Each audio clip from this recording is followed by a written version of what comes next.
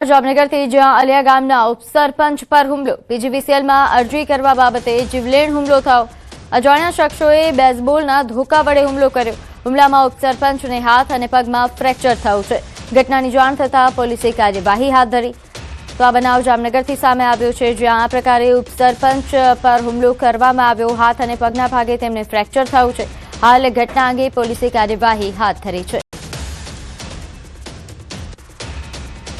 પંચાયતથી ઘરે રિટર્ન થતો હતો ત્યારે મારા ગામના ફાટક પાસે અજાણે શખ્સે મારી ગાડી રોકાવી મને નીચે ઉતારીને મને એટલું કીધેલું કે લાઇટની તે કોઈ અરજી કરેલી છે, એટલે મેં કીધું મેં કોઈ અરજી નથી કરેલી। એ બાબતનો કોઈ ફાર રાખીને મારા ઉપર હુમલો કરેલો। બેઝબોલના ધોકા વડે આજ મને માર મારેલો છે। મારા પગમાં ફ્રેક્ચર છે, હાથમાં ફ્રેક્ચર આવેલું છે। છરી પણ એની પાસે સાથે હતી, પણ છરીનો ઉપયોગ કરેલો નથી। અને પૈસાની લૂંટ ચલાવી છે। 7 થી 8 હજાર રૂપિયા મારા ખિસ્સામાં એની લૂંટ ચલાવેલી છે અને મને જાનથી મારી નાખવાની ધમકી આપીને પરત ફરેલ છે। મને એમ કીધું છે કે બીજી વખત તલવારથી હુમલો કરીશ તારા ઉપર, એવી મને જાનથી મારી નાખવાની ધમકી આપેલી છે। હવે વાત કરીએ બનાસકાંઠાની, જ્યાં ઓગળ દેવ દરબાર જાગીમઠમાં હુમલાનો મામલો। થરા પોલીસે 3 આરોપીઓની અટકાયત કરી। 3 આરોપીઓને ઘટના સ્થળે લઈ જઈ રિકન્સ્ટ્રક્શન કરાયું। થોડા દિવસ અગાઉ વૃદ્ધ વ્યક્તિને માર મારતા હોવાનો વિડીયો પણ વાયરલ થયો હતો। વાયરલ વિડીયો અને ફરિયાદીના ફરિયાદ બાદ આરોપીઓની અટકાયત કરાઈ। સમગ્ર મામલે થરા પોલીસે 5 નામજોગ અને 6 અજાણ્યા ઇસમો વિરુદ્ધ દાખલ કરી છે ફરિયાદ।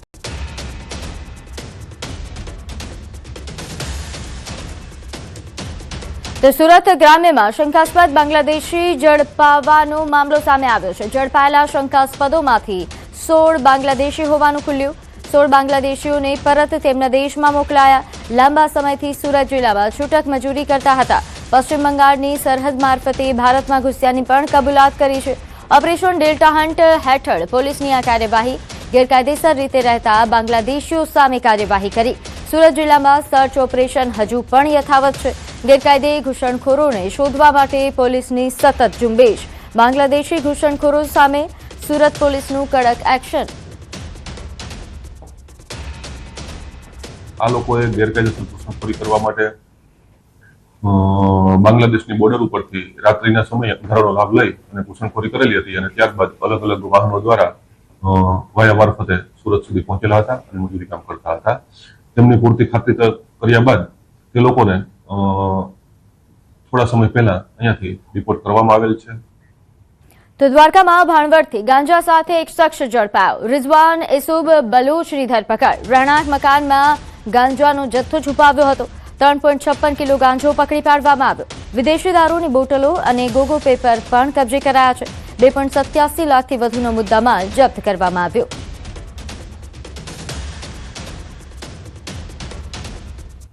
હવે આગળ વાત કરીએ વન વિભાગના અભ્યાસમાં સિંહોને લઈને મોટો ખુલાસો। સિંહો પશુઓ કરતા વન્યજીવોના શિકાર પર નિર્ભર। સિંહોના શિકારમાં 64% હિસ્સો વન્યજીવોનો, શિકારમાં 31% હિસ્સો એ પાલતુ પશુઓનો છે। સિંહોનો મુખ્ય શિકાર એ નીલગાય અને ભૂંડ। કન્ઝર્વેશન જર્નલમાં આ પ્રકાશિત થયો છે આંતરરાષ્ટ્રીય સંશોધન। ગીર બહાર પણ કુદરતી શિકાર પર નિર્ભર એશિયાટિક સિંહો। દરિયાકાંઠાના સિંહોએ તોડી છે વર્ષો જૂની માન્યતા। તો વન વિભાગના અભ્યાસના આ તારણો સામે આવ્યા છે। નોંધનીય છે કે સિંહોના શિકાર અંગે જે ખુલાસાઓ થઈ રહ્યા છે, જેમાં 64% હિસ્સો એ વન્યજીવોનો છે અને પાલતુ પશુઓનો હિસ્સો એ માત્ર 31% જેટલો છે। કુલ શિકારના બાયોમાસમાં એ 70% હિસ્સો વન્યજીવોનો ધરાવે છે। દરિયાકાંઠે સૌથી વધુ સિંહોનો વસવાટ હોવાનું પણ આ જે રિપોર્ટ છે તેમાં સામે આવ્યું છે। કુદરતી શિકારથી ટકી રહી છે સિંહોની વસ્તી। 160 મણના નમૂનાઓના વિશ્લેષણ પરથી અભ્યાસના આ તારણો આવ્યા છે બહાર। સિંહોનો મુખ્ય શિકાર એ નીલગાય અને ભૂંડ હોય તેવું સામે આવ્યું છે। કન્ઝર્વેશન જર્નલમાં આ સંશોધન પ્રકાશિત થશે। તો ગિરનાર પર્વત પર 11 જુલાઈએ સિંહના હુમલામાં 11 વર્ષીય બાળકના મોત બાદ રાજ્ય સરકાર અને વન વિભાગ એક્શનમાં આવ્યું। હવે સુરક્ષા વ્યવસ્થાને વધુ આધુનિક અને અસરકારક બનાવવા વન વિભાગ સજ્જ બન્યું છે। ગિરનાર વિસ્તારમાં થર્મલ ડ્રોન, એઆઈ આધારિત સ્માર્ટ કેમેરા, વધારાના ટ્રેકર્સ અને ચેકપોસ્ટ જેવી વ્યવસ્થાઓ અમલમાં મુકાશે। ગિરનારની સીડી આસપાસના સંવેદનશીલ વિસ્તારોમાં નવી ચેકપોસ્ટ ઊભી કરવામાં આવશે। કોઈ યાત્રાળુ કે સ્થાનિકને સિંહ અથવા તો અન્ય વન્ય પ્રાણી દેખાય તો તાત્કાલિક ચેકપોસ્ટ પર જાણ કરી શકાશે। અહીં તમામ પ્રકારની જે પ્રક્રિયાઓ છે તે શરૂ કરી દેવામાં આવી છે. ગીર વિસ્તારમાં સિંહો પર નજર રાખવા તેની હિલચાલ પર સતત મોનિટરિંગ કરવા માટે રેડિયો કોલર પણ પહેરવામાં આવે છે. પરંતુ હવે તે રેડિયો કોલર ગિરનારના સિંહોમાં પણ લગાવવામાં આવે તેવી પણ એક ચર્ચા થઈ રહી છે.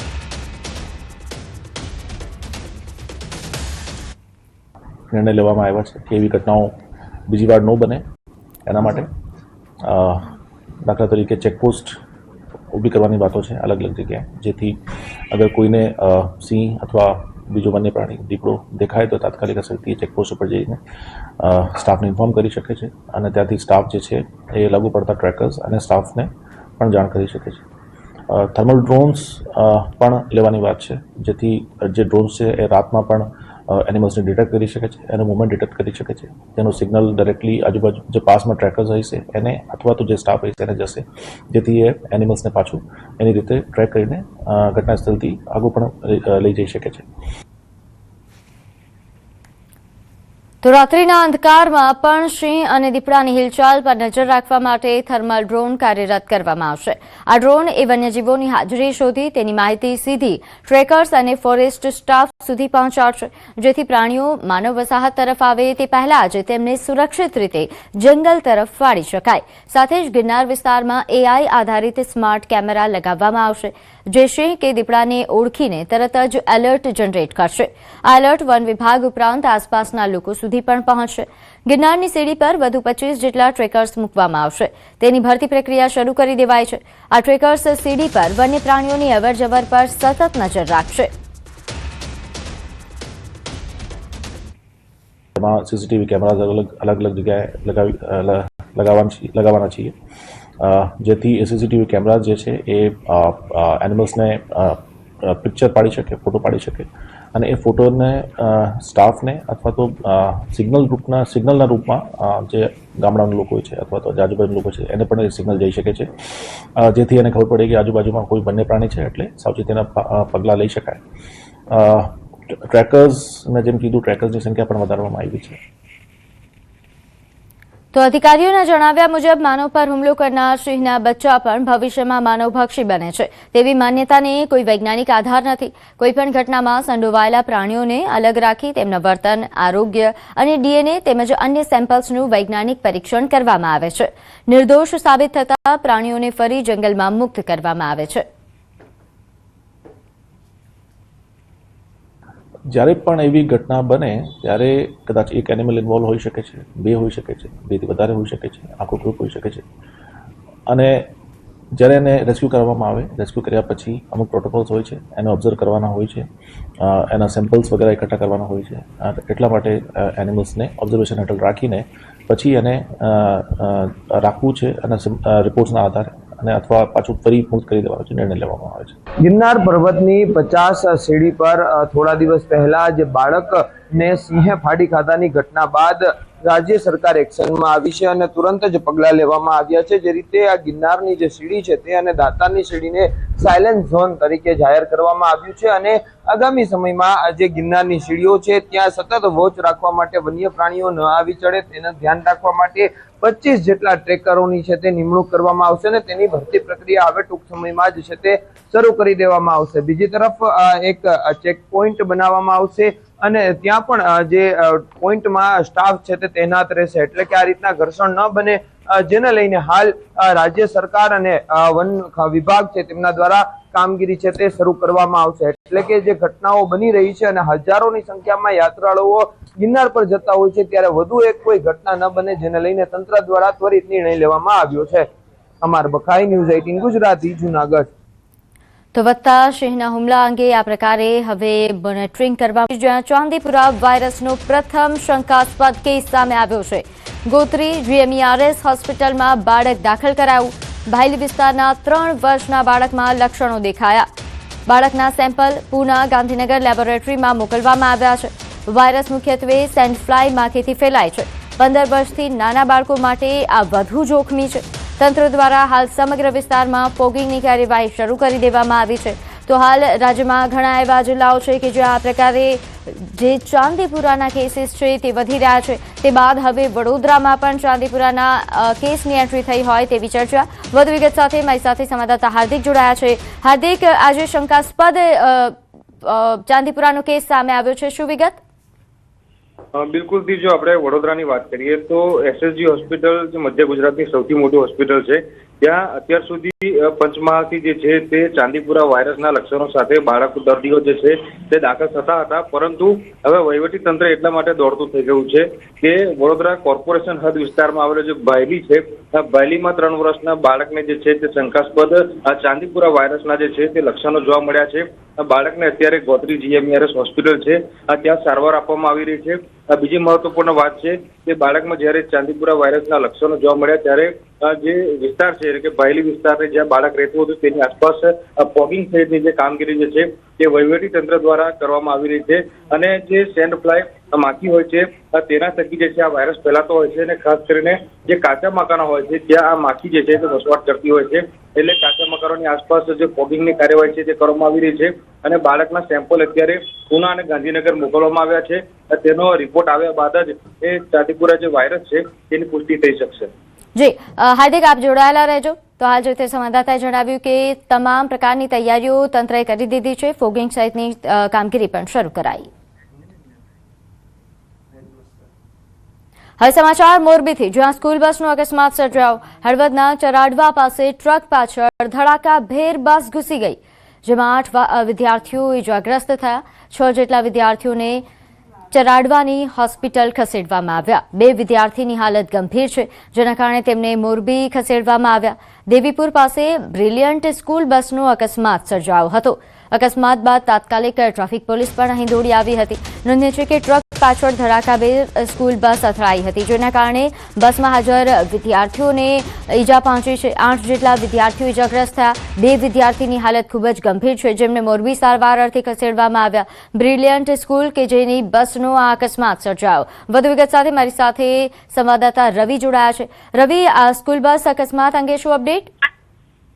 હળવદ તાલુકાના ચરડવા નજીક ખાનગી સ્કૂલ બસ અને ટ્રકનો અકસ્માત સર્જાયો હતો, જેમાં સ્કૂલ બસ ટ્રક પાછળ અથડાતા સ્કૂલ બસમાં 8 વિદ્યાર્થીઓ સવાર હતા, જેને ઈજાઓ પહોંચી છે. હળવદના દેવીપુર ગામ નજીક આવેલી બ્રિલિયન્ટ સ્કૂલની બસને સવારે અકસ્માત નડ્યો હતો. બસ ચરાડવા ગામ પાસે પહોંચી ત્યારે આગળ જતા ટ્રક સાથે ધડાકાભેર અથડાઈ હતી. સ્કૂલ બસ ટ્રક પાછળ ઘૂસી જતા 8 વિદ્યાર્થીઓને ગંભીર ઈજાઓ પહોંચી હતી, જેમાંથી 6 ઈજાગ્રસ્ત વિદ્યાર્થીઓને ચરાડવા સરકારી હોસ્પિટલ અને 2 વિદ્યાર્થીઓને મોરબીની હોસ્પિટલ ખસેડવામાં આવ્યા છે. સૂત્રો પાસેથી માહિતી પ્રાપ્ત પણ થઈ છે કે ગાડીની અંદર વીમો પણ નથી અને પોલિસી પણ નથી. જે સ્કૂલ બસ છે તેની અંદર વીમો પોલિસી ન હોવાનું પણ સામે આવ્યું છે. જી રવિ, આભાર માહિતી આપવા બદલ. તો ડાંગમાં પ્રવાસીઓની ઓવરલોડ કારને ગંભીર અકસ્માત નડ્યો. સુરતનો પરિવાર સાપુતારાથી પરત ફરતો હતો તે સમયે અકસ્માતનો ભોગ બન્યો. સામગાહન નજીક આઈસર ટેમ્પો અને કાર વચ્ચે સામસામે ટક્કર થઈ. અકસ્માતમાં કારમાં સવાર 8 લોકો ઇજાગ્રસ્ત થયા. ઇજાગ્રસ્તોમાં 6 મોટા અને 2 બાળકોનો સમાવેશ થાય છે. તમામ ઇજાગ્રસ્તોને સમાગાહન સરકારી હોસ્પિટલ ખસેડવામાં આવ્યા. એક વ્યક્તિને ગંભીર ઇજા થતા આહવા હોસ્પિટલ રિફર કરાયા છે. પોલીસે ઘટના અંગે વધુ તપાસ હાથ ધરી છે. વાત કરીએ વડોદરાની, જ્યાં નબીરાઓ બેફામ બન્યા. નશાની હાલતમાં પૂરપાટ ઝડપે કાર હંકારી. નિલંબર સર્કલ પાસે આ બનાવ બન્યો, જ્યાં લોકોએ કાર આંતરી નબીરાને મેથી પાક ચખાડ્યો.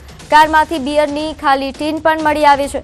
પોલીસે સ્થળ પરથી નબીરાની અટકાયત કરી. તો વડોદરામાં દિવસે ને દિવસે આ પ્રકારના બનાવો વધી રહ્યા છે. નબીરાઓ જે હવે બેફામ થઈ રહ્યા છે. પૂરપાટ ઝડપે કાર હંકારીને આ પ્રકારે જે ખોફ જમાવતા નબીરાઓ છે તેને લઈને ઘણા સવાલો ઉઠી રહ્યા છે. વધુ વિગત સાથે મારી સાથે સંવાદદાતા હાર્દિક જોડાયા છે. હાર્દિક, જે આ બેફામ નબીરાઓ છે તેમના સામે કેવા પ્રકારની કાર્યવાહી અને આ શું બનાવ બન્યો હતો? બિલકુલથી વડોદરા શહેરની વાત કરીએ તો સંસ્કારી નગરી તરીકે વડોદરા શહેર જે છે તે આખા દેશ અને દુનિયામાં ઓળખાય છે. પરંતુ સંસ્કારી નગરીના જે નબીરાઓ છે એ તમામ મર્યાદાઓ જે છે તે વટાવી ચૂક્યા છે અને પોલીસ પણ જે છે તે બુટલેગરો પર મહેરબાન છે. એના કારણે આ જે નબીરાઓ છે તેઓ નશાની હાલતમાં પોતાના વાહનો જે છે તે હંકારતા હોય છે. ગઈકાલે રાતની આ ઘટના છે નીલાંબર સર્કલ જે આવેલું છે ત્યાંથી એક કાર ચાલક જે છે તે પૂરપાટ ઝડપે પસાર થઈ રહ્યો હતો અને લગભગ 2 થી 3 વખત અકસ્માત થતા બચી ગયો હતો. એટલે જે અન્ય રાહદારીઓ છે, વાહન ચાલકો છે, તેમને શંકા પડી હતી. તેમના દ્વારા જે છે તે કારને હાથરવામાં આવી હતી અને ત્યારબાદ તપાસ કરતા જે નબીરો છે તે નશાની હાલતમાં હોવાનું જણાઈ આવ્યું હતું અને કારમાંથી બિયરના ખાલી ટીન પણ મળી આવ્યા હતા. જેથી રોષે ભરાયેલા લોકોએ જે છે તે નબીરાને મેથી પાક ચખાડ્યો હતો. સ્થાનિક પોલીસને તેમજ જે પોલીસ કંટ્રોલ રૂમ છે તેને સમગ્ર મામલાની જાણ થતા પોલીસ ઘટના સ્થળ પર પહોંચી હતી અને ટોળું જે છે તે વિખેર્યું હતું, સ્થિતિ પર કાબુ મેળવ્યો હતો અને ત્યારબાદ પોલીસ દ્વારા જે નબીરો છે તેની અટકાયત કરવામાં આવી છે. એટલે ચોક્કસ વાત છે કે નબીરાઓ જ્યારે આ રીતે નશાની હાલતમાં પોતાનું વાહન હંકારતા હોય છે ત્યારે સામાન્ય લોકોના જીવ જે છે તે જોખમમાં મુકાતા હોય છે. એટલે પોલીસે ખાસ કરીને બુટલેગરો પર અંકુશ રાખવાની જરૂર છે અને નબીરાઓને સબક શીખવાડવાની જરૂર છે. બિલકુલ, આભાર માહિતી આપવા બદલ.